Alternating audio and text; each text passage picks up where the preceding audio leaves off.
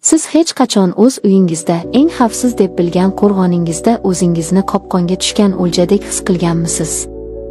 Men his qildim. Qaynotam.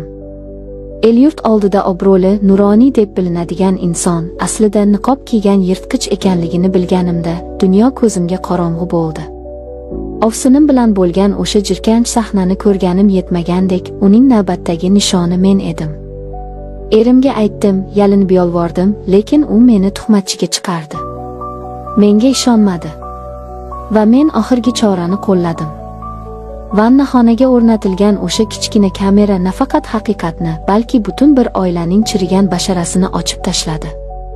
Bu hikoya sabrning tagi doim ham sariq oltin emasligi, ba'zan esa zaharli ilon bo'lib chiqishi haqidagi achchiq haqiqatdir. Tinglang. Assalomu alaykum mening dardkashlarim. Hikoyachi Momo kanalining aziz muxlislari. Mening ismim Zuhra, ismim o'zgartirilgan. Yoshim 27 da. Bugun sizga aytib beradiganlarim mening hayotimning eng qora sahifalari. Bu shunchaki hikoya emas, bu ogohlantirish. Har bir qizga, har bir ota-onaga, har bir erga dars bo'ladigan, qon bilan yozilgan taqdir bitigi. 20 yoshda edim. Hayotni pushti ko'zoynakda ko'radigan, orzulari osmon, sodda qizaloq edim. Ota-onamning xohishi, kattalarning maslahati bilan turmushga chiqdim. Erim Sardor aka bilan to'ydan oldin bor yo'g'i 5 marta uchrashgandik. Bizda o'zbekchilikda muhabbat to'ydan keyin keladi degan gap bor. Qarindoshlarim menga tinmay shuni uqtirishardi. Tanimagan odaming bilan yashash qiziqroq, bir-biringizni asta-sekin kashf qilasizlar, asosiysi oilasi tinch, to'q joy. Men ishondim. Kattalar yomonlikni ravo ko'rmaydi deb o'yladim. Turmush o'rtog'im yomon inson emasdi. Mehribon, oilaparvar, og'ir-bosiq yigit edi. To'g'ri, o'rtamizda kinolardagidek yonib kuygan ehtiros yo'q edi, lekin chuqur hurmat va iliqlik bor edi. Men shunga ham shukr qilib, baxtli yashashga harakat qilardim. Hamma shunday yashaydi-ku deb o'zimni ovutardim. Erimning oilasi katta edi. Qaynotam, qaynonam, erimning akasi, uning xotini, ovsinim Sevara va ularning 2 farzandi, hammamiz bir hovlida, katta qozonda qaynar edik. Katta hovli, gavjum oila. Boshida bu menga juda yoqardi. Yolg'izlanib qolmaysan, doim suhbatdosh bor. Qaynotamni o'z otamdek, qaynonamni onamdek ko'rdim. Ovsinim Sevara opa bilan ham opa-singildek bo'lib ketdik deb o'ylardim. U chaqqon, gapga chechan ayol edi. Dastlabki 3 oy xuddi tushdek o'tdi. Yangi kelinlik gashti, izzat-ikrom. Lekin bu sukunat bo'ron oldidagi sukunat ekanligini men bilmasdim. Vaqt o'tishi bilan uyda g'alati, tushuniksiz narsalarni seza boshladim. Avvaliga bu shunchaki ichki sezgi edi, xolos. Kunduzlari uyda erkaklar qolmasdi. Erim va qaynog'am ishga ketishar, bolalar maktabda bo'lardi. Qaynonam esa ko'pincha qo'shnilarnikida gurungda yoki bozor o'charda bo'lardi. Katta hovlida asosan men, ovsinim Sevara va qaynotam qolardik. Qaynotam nafaqadagi odam, uyda o'tirishi tabiiy. Lekin ovsinimning xatti-harakatlari o'zgara boshladi. U qaynotam bilan gaplashganda ko'zlarida qandaydir g'alati, kelinlarga xos bo'lmagan o't chaqnardi. Ularning hazillari bir-biriga ma'noli qarashlari. Bu shunchaki kelin va qaynota munosabatiga o'xshamasdi. Eng qizig'i, qaynotamning yotoqxonasini har doim ovsinim o'zi yig'ishtirardi. Men yordamlashmoqchi bo'lsam, qo'yaver, Zuhra, dadamning xarakterlari qiyin, narsalarni joyini o'zgartirsang jahl qiladilar, o'zim eplayman, deb meni u xonaga umuman yaqinlashtirmasdi. Men sodda buni uning epchilligiga, qaynotamni yaxshi bilishiga yo'yardim. Lekin bir kunlardan birida quyosh charaqlab tursa ham, mening hayotimga zulmat kirib keldi. Tush payti edi. Men hovlida spursidir qilayotgandim. Qaynonam uyda yo'q edi. Ovsinim dadamning choylarini yangilab chiqay deb xonalariga kirib ketdi. Oradan 10 daqiqa o'tdi, 20 daqiqa o'tdi. U chiqmadi. Xavotir oldim. Balki biror narsa kerakdir yoki dadamning toblari qochdimi deb sekin ayvonga chiqdim. Qaynotamning yotoqxonasi eshigi qiya ochiq edi. Men yaqinlashdim. Ichkaridan g'alati, bo'g'iq ovozlar eshitilardi. Nafas olishlar, shivirlashlar va karavotning g'ichirlashi. Muzlab qoldim. Yuragim to'xtab qolayozdi. Eshik tirqishidan mo'raladim va ko'rgan manzaram. O'sha lahzani xotiramdan o'chirib tashlash uchun butun umrimni berardim ichkarida. Qaynotam va ovsinim. Ular, men tushuntirib bera olmayman. Bu shunchaki xiyonat emasdi. Bu jirkanchlik, haromlik, insoniylikdan chiqish edi. O'z kelini bilan, o'z o'g'lining xotini, nevaralarining onasi bilan. Oyoqlarimdan jon ketdi. Ko'zlarim kosasidan chiqib ketay dedi. Baqirib yuborishimga bir bahya qoldi, lekin qo'lim bilan og'zimni mahkam yopdim. Agar hozir bilib qolisha, meni o'ldirishlari ham mumkin degan dahshatli fikr miyamga urildi. Ular inson qiyofasini yo'qotgan edilar. O'zimni zo'rg'a tutib, oyoqlarim qaltirab, ovoz chiqarmay orqaga qaytdim. O'z xonamga kirib, eshikni qulfladim va yostiqni tishlab, unsiz o'kirib yig'ladim. 2 kun o'zimni kasalga soldim. Xonadan chiqmadim. Erimgayam, boshqalarga ham qaray olmasdim. Qaynog'am ishdan kelib, xotini bilan kulib gaplashganda ichimdan zaharli safro toshib kelardi. Bechora aka, xotining va otang seni qanday ahvolga solyapti deb o'ylardim. Men endi bu uyda o'zimni xavfsiz his qila olmasdim. Bu uy, bu do'zaxning o'zi edi. Devorlar ham haromlangandek tuyulardi. Bu voqeadan so'ng men butunlay o'zgarib qoldim. Qo'rqoq, hurkak, soyasidan ham cho'chiydigan qushchaga aylandim. Ovsinimning ko'ziga qaray olmasdim, undan jirkanardim. Qaynotamni ko'rsam, etim junjikib, ko'nglim aynirdi. Kechki ovqat paytida hamma jam bo'lganda, men birinchi bo'lib turib ketardim. Ularning soxta kulgulari, baraka haqidagi gaplari, bir-biriga mehribonlik qilishlari. Bu munofiqona teatrni ko'rishga toqatim yo'q edi. Oradan 1 oy o'tdi. Men bu sirni ichimda saqlashga majbur edim. Chunki kimga aytaman? Kim ishonadi menga? Kelin qaynotasiga va ovsiniga tuhmat qilyapti, oilani buzmoqchi deb meni haydab yuborishlari, sharmanda qilishlari aniq edi. Men yosh kelin edim, so'zimning vazni yo'q edi. Lekin baloning ikkinchisi yanada kattarog'i hali oldinda ekan. Ovsinim bilan bo'lgan munosabat qaynotamga kamlik qildi shekilli, yoki u o'zini bu xonadonning mutlaq hukmdori, sultoni deb hisoblay boshladimi? Uning iflos nigohlari endi menga qadaldi. Dastlab bu shunchaki tasodifiy teginishlar, ortiqcha maqtovlar edi. Kelin, buncha chiroylisan, o'g'limning omadi bor ekan deb yelkamga qoqib qo'yardi. Men buni otalarcha erkalashga yo'yishga harakat qilardim, lekin ichimda bir narsa qoch deb baqirardi. Keyin vaziyat og'irlashdi. U meni yolg'iz qolishimni poylaydigan bo'ldi. Bir kuni vannaxonani tozalayotgandim. Yengimni shimarib, egilib pol artardim. To'satdan eshik ochildi. Qaynotam kirdi. Men cho'chib tushdim, darrov qaddimni rostladim. Dada, chiqing, men tozalayapman, hozir bitiraman, dedim shosha-pisha, ro'molimni to'g'irlab. U chiqib ketmadi. Eshikni ichkaridan qulfladi. Yuragim qinidan chiqib ketayozdi. Qo'limdagi latta yerga tushib ketdi. U menga yaqinlashdi. Ko'zlarida o'sha ovsinim bilan bo'lgandagi men tirqishdan ko'rgan o'sha iflos, hayvoniy uchqun bor edi. Zuhra, sen juda boshqachasan, dedi u xirillagan ovozda menga ochko'zlik bilan tikilib. Sevaradan ham ovsinim chiroyliroqsan. O'g'lim yosh, seni qadringga yetmaydi. Men burchakka qisilib qoldim. Vannaxona tor, qochishga joy yo'q.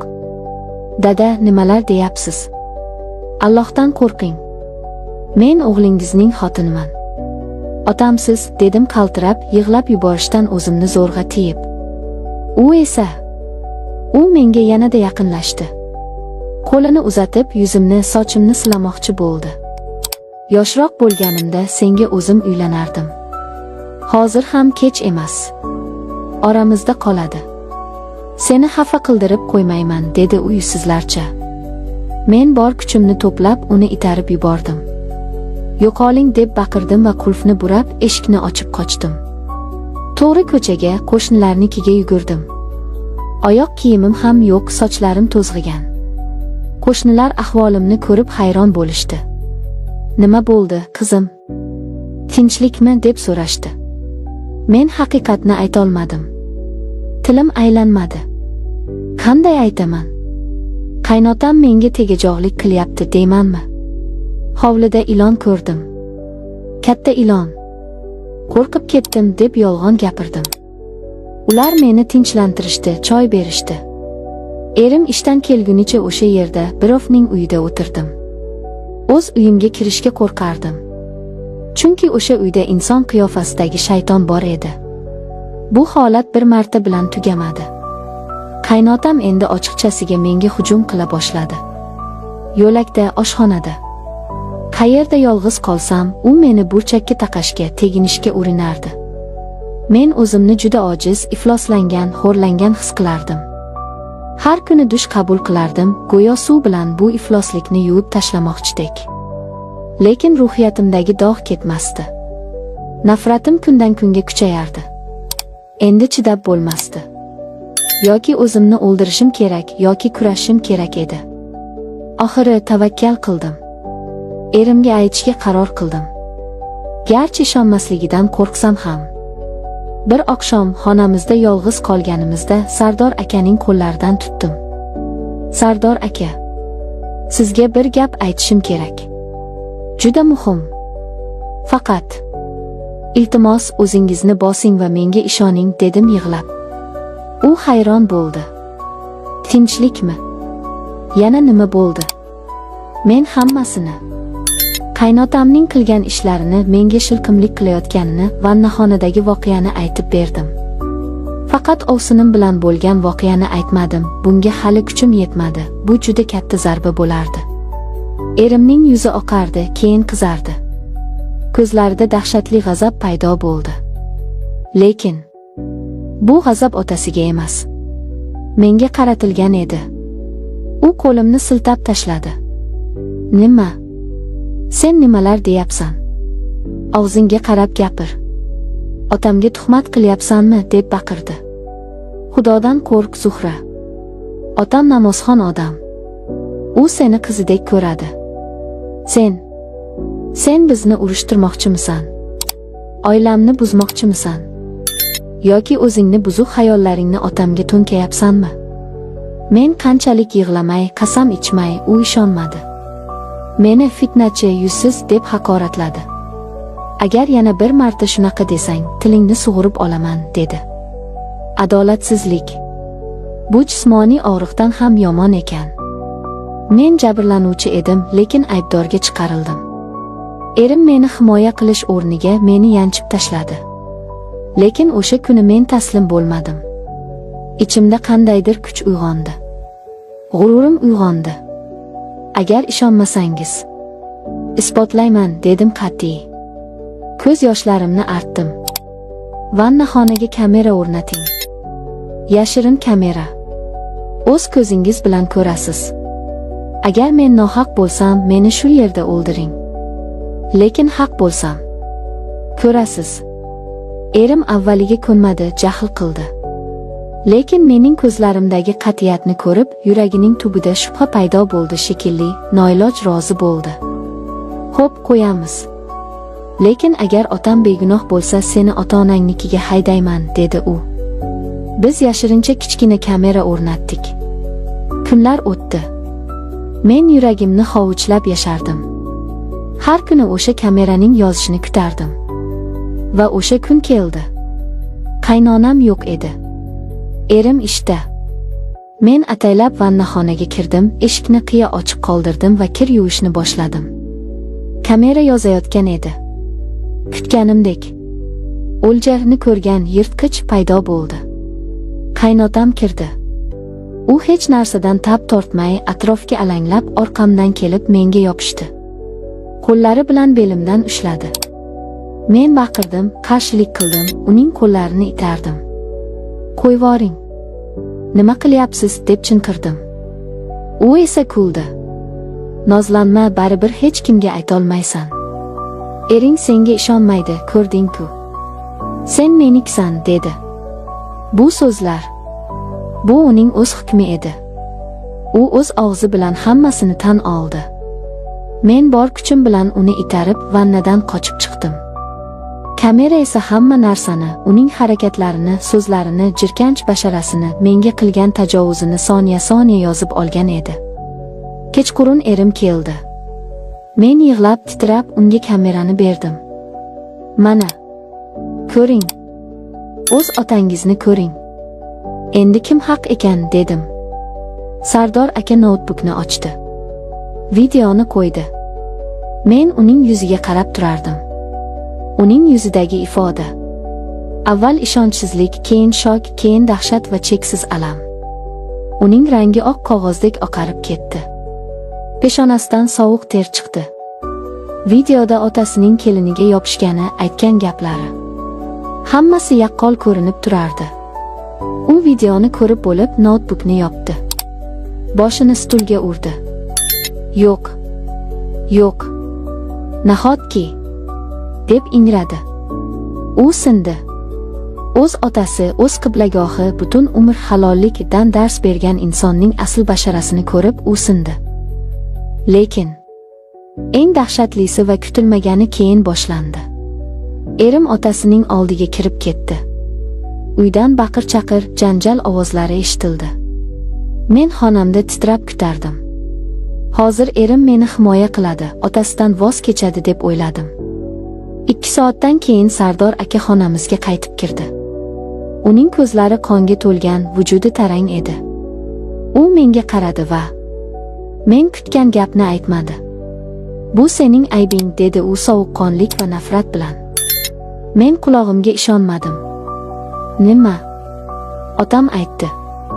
Sen uni yo'ldan urgansan. Sen o'zing unga ko'z suzgansan. G'unajing ko'zini suzmasa, buqa ipini uzmaydi. Otam qari odam, sen yoshsan, ochiq-sochiq kiyinib uni majburlagansan, dedi u. Qaynotam. U shaytonning o'zi edi. U o'g'lini shunday ishontiribdiki, hatto video ham uning foydasiga xizmat qilibdi. Kelin ataylab shunday qildi, kameraga tushirish uchun meni provokatsiya qildi, meni sharmanda qilish uchun, debdi. Erim esa o'z otasining obro'sini saqlash uchun meni qurbon qildi. Men o'sha joyda tushundimki, bu oila chirigan. Bu botqoq. Bu yerda haqiqat yo'q, insof yo'q. Agar hoziroq ketmasam, men ham shu botqoqqa cho'kib ketaman yoki aqldan ozaman. Erimning bu gaplari menga qaynotamning qilig'idan ham og'irroq botdi. Bu xiyonatning eng yuqori cho'qqisi edi. Men ketaman, dedim. Sizlarga Xudo kifoya qilsin. Sizlar oila emassizlar, sizlar. Gapimni tugatolmadim.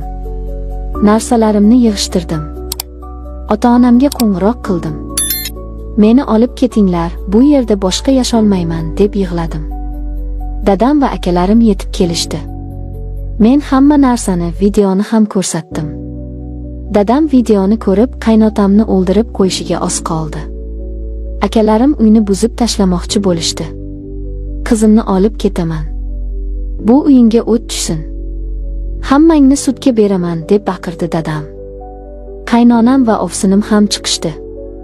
Ular hammasini bilishdi. Ovsinimning rangi oqarib ketgan, u hammasi fosh bo'lishidan, o'zining siri ham ochilib qolishidan itdek qo'rqardi. Biz ajrashdik. Bu jarayon juda og'ir kechdi. Qaynotam va erim meni butun mahallaga buzuq, qaynotasiga osilgan, shantajchi deb yomon otliq qilishdi. Tuhmat toshlari ostida qoldim. Ko'chaga chiqa olmasdim. Lekin haqiqat egiladi, bukiladi, lekin sinmaydi. Vaqt o'tib, odamlar kimning kimligini tushuna boshlashdi. Allohning o'zi bor. Eshitishimcha, ovsinim bilan qaynotamning munosabati ham keyinchalik fosh bo'lib, katta janjal bilan u oila